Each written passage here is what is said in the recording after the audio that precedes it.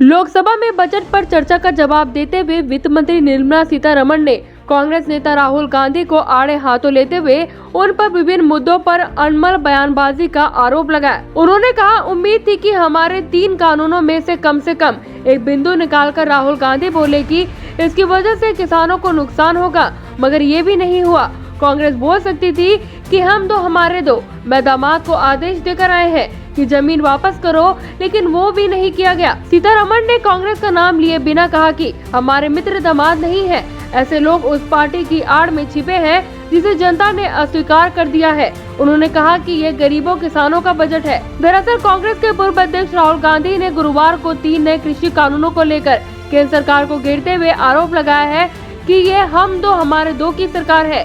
इस नारे के बहाने उन्होंने बिना नाम लिए मोदी सरकार को कुछ उद्योगपतियों के लिए काम करने वाली सरकार होने का आरोप लगाया था। वित्त मंत्री ने ये भी कहा कि राहुल गांधी हमेशा प्रधानमंत्री का अपमान करते हैं, फिर चाहे अब के प्रधानमंत्री हो फिर तब के प्रधानमंत्री। उन्होंने कहा कि पूर्व प्रधानमंत्री मनमोहन सिंह जब विदेश गए थे तो राहुल गांधी ने उनकी ओर से लाए गए अध्यादेश को फाड़कर फेंक दिया था। वित्त मंत्री ने कहा कि तीनों कृषि कानूनों के बाद एपीएमसी देश भर में कहीं भी बंद हुआ है क्या? कहीं भी बंद नहीं हुआ।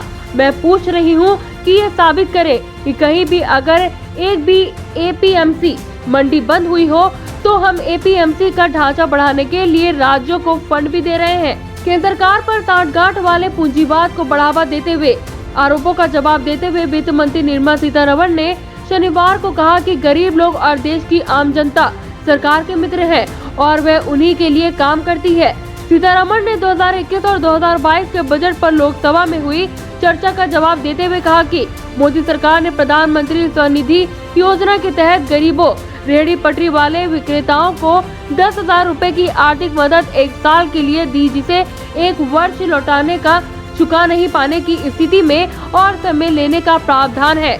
उन्होंने कहा कि देश के 50 लाख रेहड़ी पटरी वालों ने इस योजना का लाभ उठाया।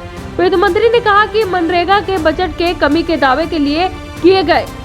अक्सर कहा जाता है कि हम मनरेगा के खिलाफ हैं, लेकिन पहले मनरेगा के पैसे ऐसे लोगों के पास जाते थे जो उसके पात्र नहीं थे। वह ऐसा नहीं है। उन्होंने कहा कि इस बजट से हमने मनरेगा के लिए 86,000 करोड़ रुपए का प्रावधान किया है। आगे जरूरत होगी तो और भी दिए जाएंगे। News desk, action India TV.